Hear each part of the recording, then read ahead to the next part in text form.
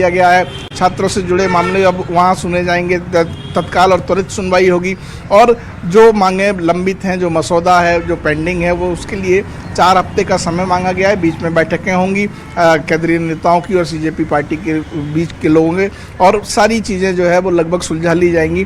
फिलहाल CJP का ये बड़ा ऐलान है कि अब जंतर मंतर पर चल रहा है आंदोलन खत्म कर दिया गया है और छात्र अपने घरों को लौट जाएं, ऐसा उनसे आह्वान किया गया है। जी बिल्कुल, और अब देखना होगा कि इसका क्या असर नजर आता है, क्योंकि 3 से 4 पॉइंट्स ऐसे थे जिन पर बात होनी थी और उस पर सहमति बन गई है। तीसरे दौर की जो बातचीत है वो सफल रही और आखिर में हमने देखा कि जब ये साझा प्रेस कॉन्फ्रेंस हुई तो बहुत पॉजिटिव बॉडी लैंग्वेज था दोनों ही तरफ से, सरकार की तरफ से भी और CJP की तरफ से भी।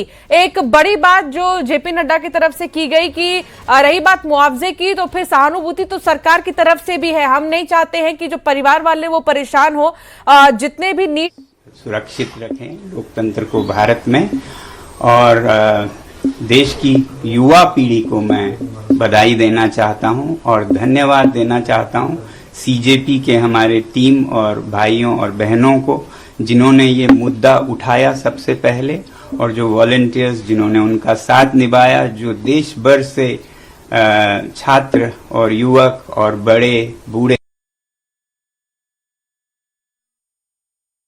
सोनम वांगचुक को आप सुन रहे थे। सोनम वांगचुक ने कहा कि जेनजी की जीत हुई है, इससे पहले भी बयान आया।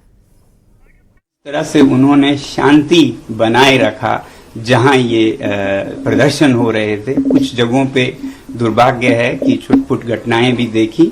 मुझे उम्मीद है कि इस शांति को हम बनाए रखें और कहीं भी कोई गलत बात नहीं होगी आगे भी।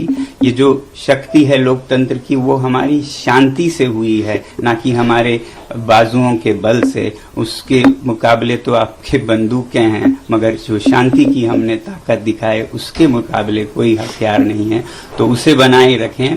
अब जब आप महसूस कर रहे हैं कि आपकी जीत हुई, तो विजय में विनम्रता सबसे बड़ी बात है, वही आप